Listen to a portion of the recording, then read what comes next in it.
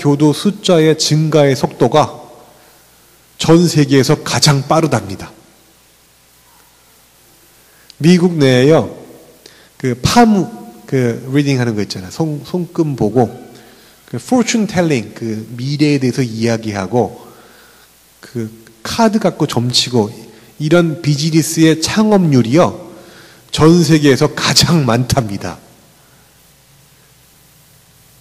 전에 아프리카에서 오신 어떤 선교사님이 이렇게 피식 웃으면서 그 말씀을 하시더라고요. 그런 관점으로 보면은 선교사를 파송해서 파송받아야 될 나라는 미국이 아닙니까? 그렇게 말씀을 하시더라고요.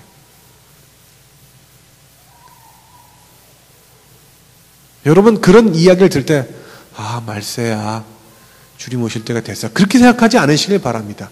그 말씀은 맞습니다. 말세는 맞습니다. 그러나 예수님의 이 관점, 추수할 그때가 이미 되었고 추수할 것이 너무나 많은 그런 상태를 우리가 관점을 바꿔서 보실 수 있기를 바랍니다.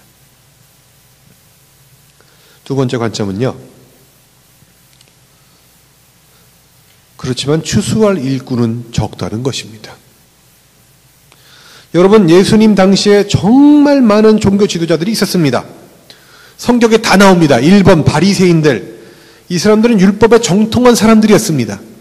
율법을 목숨을 걸고 지키는 사람들이었습니다. 지금도 이 바리새인들의 후예들은 시커먼 옷을 입고 무시무시한 얼굴로 서 있는 사람들이 있습니다. 서기관들, 이 사람들은 성경에 정통한 사람들이었습니다. 이 성경을 손으로 쓰고 외우는 사람들이었기 때문에 성경에 대한 지식에 대해서만큼은 도대체 이 사람들을 따라갈 사람들이 없었습니다. 사두개인들, 이 사람들은 제사에 정통한 사람들이었어요. 제사장과 귀족들이 그 속에 들어와 있기 때문에 제사에 대해서만큼은 이 사람들을 따라갈 사람이 없었습니다. 열심당들, 이 사람들은 요즘 우리 식으로 얘기하면 행동하는 양심입니다. 속에 칼을 품고 이스라엘의 독립과 메시아의 오심을 위해서 준비하는, 목숨 걸고 준비하는 그런 사람들이었어요. SNF파들, 세상을 등지고 하나님을 갈망하는 오실 하나님의 나라에 대해서는 전문가들이었습니다. 어떤 사람들은 세례 요한도 아마 SNF파하고 연결이 되어 있지 않나라는 이야기를 합니다. 그런데요, 예수님 말씀하십니다. 추수할 일꾼이 적다는 것입니다. 왜 그렇습니까? 진정한 일꾼, 제대로 주님의 일을 할 수 있는 사람이 그렇게 많지 않다는 그런 말씀이기 때문에 그렇습니다. 여러분, 홍수를 경험해 보신 적 있습니까? 직접 여러분의 집에 홍수가 한번 들어와 본 적 있습니까? 홍수가 나면 어떤 일이 생기는지 아십니까? 여긴 좀 다릅니다만 한국에서 장마 때가 되면 비가 많이 오지요. 그러면은 강의 수위가 이렇게 높아집니다. 그랬다가 이제 그 강물이 이렇게 오버플로우 돼서 넘어오는 게 홍수라고 우리 생각하잖아요. 근데 진짜로 홍수가 나면 전혀 그렇지가 않다는 겁니다. 홍수가 나면 어떤 일이 벌어지는지 아십니까? 강의 수위가 높아져요. 그럼 이 강이 갖고 있는 압력이 세집니다. 그러면서 강으로 흐르고 있던 그 하수가 역류하기 시작해요. 그래서 그 집에 모든 하수구에서 물이 콸콸콸콸 나오기 시작합니다. 깨끗한 물 전혀 아니죠. 좀 전까지 내가 버렸던 그 물, 남의 집에서 버렸던 그 물이 내 집으로 거꾸로 들어오고 있는 것입니다. 그 강의 압력으로 온 동네에 물이 넘쳐나기 시작하면은요, 도대체 집에 냄새가 안 나는 곳이 없습니다. 그러면서 사방이 물로 가득 차 있는데 어느 한 군데에도 먹을 수 있거나 씻을 수 있는 물이 없어요. 왜냐하면 이 깨끗해야 될 물들이 그 더러운 물하고 섞이면서 절대로 쓸 수 없는 더러운 물이 되기 때문에 그렇습니다. 여러분, 이것은 오늘날도 마찬가지입니다. 수많은 그리스도인들이 있지만, 수많은 목사들이 있지만, 수많은 교회와 기독교의 지도자들이 있지만, 어쩌면 주님께서는 지금 이 시간 세상을 보시면서도 정말 추수할 일꾼이 적다고 한탄하고 계시는지도 모르겠습니다. 왜 그런지 아십니까? 그 사람이 아무리 예수님을 잘 믿는 크리스천이건, 그 사람이 아무리 뛰어난 목사건, 그 사람이 아무리 훌륭한 기독교 지도자건, 그 마음속에 추수에 대한 비전을 잃어버린 그 순간 그는 추수꾼으로서의 능력이 없어지기 때문에 그렇습니다.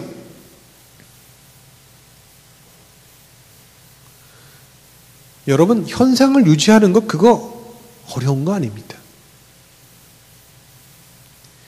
내가 갖고 있는 것이 너무나 많다고 만족하고 이것만 관리하기도 힘들다고 이야기하는 그 순간 그 사람의 마음속에는 잃어버린 영혼을 찾겠다는 그 정열이 사라지고 있는 건 아닙니까?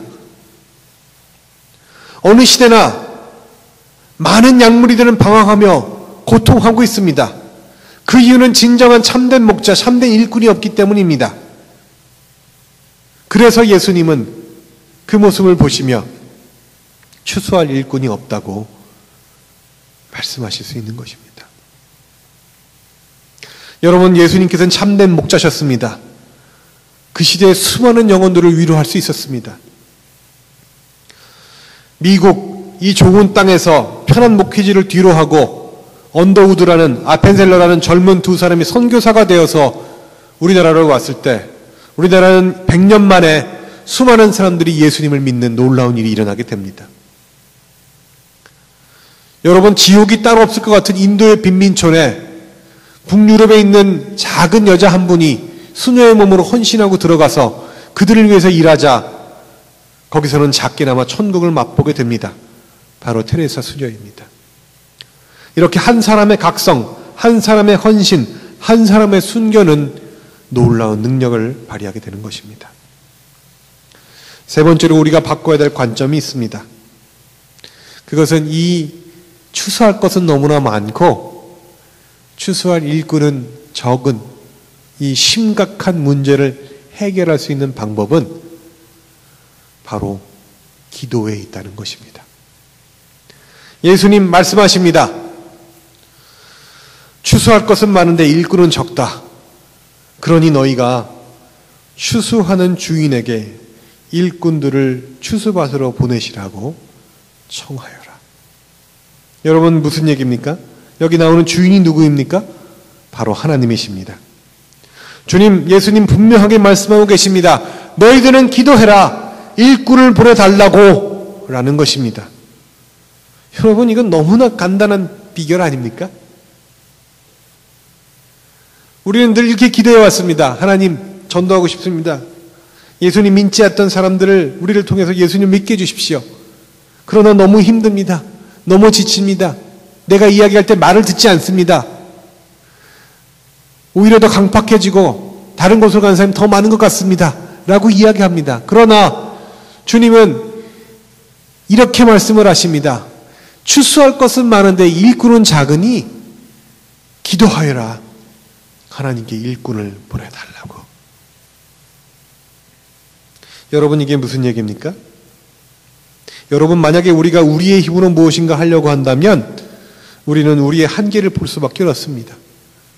그것이 영적인 주님의 일은 더 마찬가지입니다. 곧 지치고 맙니다. 전도가 안 된다고, 힘든다고, 나도 지칠 것 같다고 얘기하는 것밖에는 길이 없습니다. 그러나 여러분, 전도는 하나님께 달린 것입니다. 생명은 하나님께 달려 있습니다. 생명을 나게 하는 것은 오직 하나님만이 하실 수 있는 일입니다. 주님의 일을 하다가 얼마나 힘겨울 때가 많이 있습니까? 그리고 그 일을 감당하다 지쳐서 시험에 드는 경우가 얼마나 많이 있습니까? 그렇기 때문에 주님은 그 일을 할 때 고민하지 말라고 기도하라고 말씀하고 계신 것입니다. 일꾼을 먼저 보내달라고요.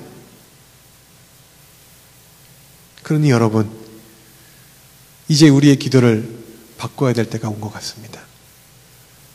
하나님, 내 힘으로 전도하게 해주십시오라고 기도하는 것이 아니라 주님, 나와 같이 전도할 나의 동역자, 주님의 일꾼을 먼저 보내주십시오. 추수할 것은 많은데 일꾼이 적으니 나와 함께 동역할 수 있는 사람을 보내주십시오. 여러분, 우리가 영혼을 구원하기 위해 기도한다면 주님은 분명히 좋은 동역자들을 보내주실 것입니다. 그리고 혼자 기도하며 지치는 것 대신에 둘이 기도하며 힘을 얻을 것입니다. 한 사람이 지칠 때 격려해 주는 사람이 분명히 나올 것입니다. 한 사람이 시험에 들 때 그 사람을 위해 눈물로 기도해 줄 사람이 분명히 나올 것입니다. 서로가 서로에게 우린 안 돼, 우린 끝났어, 우린 힘들어 라고 이야기하는 그런 관계가 아니라 서로가 서로에게 용기를 북돋아주고 힘을 주는 그런 관계가 생길 것입니다.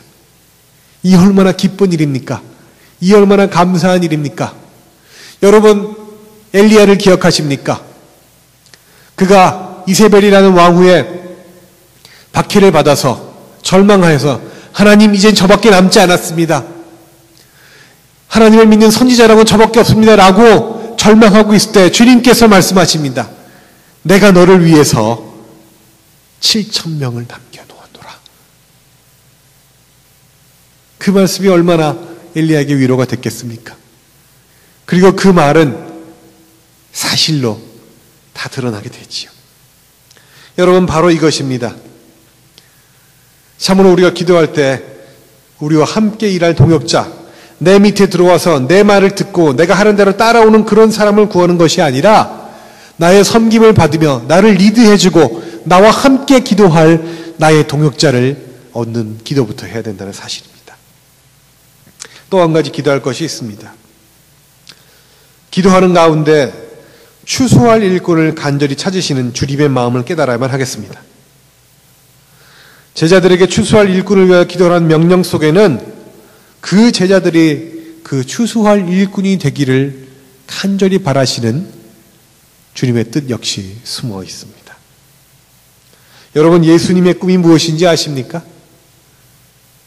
예수님의 꿈은 예수님을 믿는 모든 사람들이 선교사가 되며 휴수꾼이 되는 것입니다. 단 한 사람도 뒤에 앉아서 하고 있는 사람이 있기를 원치 않으시는 것입니다. 여러분, 우리가 이런 예수님의 마음을 알 때 우리는 비로소 추수할 일꾼으로 변화될 수가 있습니다. 이사야는 성전에서 누가 나를 위하여 가며 내가 누구를 보낼꼬 하는 주님의 안타까우신 음성을 들었습니다. 그리고 그것에 예, 제가 여기 있습니다 라고 응답할 때에 그는 선지자가 될 수 있었습니다. 우리 사랑하는 세움교회 성도 여러분, 여러분은 여러분의 마음속에 하나님의 일꾼을 간절히 찾으시는 그 주님을 느껴본 적이 있으십니까? 추수할 곡식은 너무나 많이 있는데, 그리고 그 추수할 곡식에 낫을 대지 않으면 스스로 떨어져서 썩거나 아니면 싹이 나서 못 먹게 될 그 타이밍이 이제 막 지나가고 있는데, 일꾼은 너무 적어서 저쪽에서 일하고 있어서 이 곡식이 너무나 아까운 그런 시간에 있는데, 그래서 내가 누구를 보낼 거라고 안타까워하시는 그 심정을 여러분 느껴본 적이 있으십니까? 주님께서는 우리를 이 시대 전 세계의 양무리를 먹일 일꾼으로 세워주시기를 바라고 계십니다.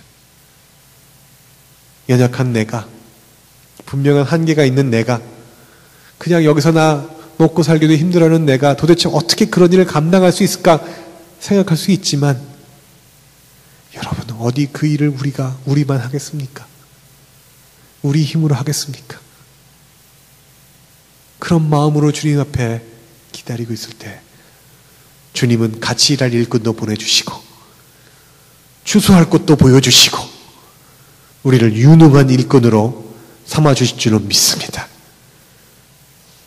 추석을 앞두고 그냥 곡식을 바라보며 아하 풍요로다 말씀하는 여러분이 아니라 영혼을 바라보며 추수하기를 안타까워하는 추수꾼의 심정을 가진 여러분이 되기를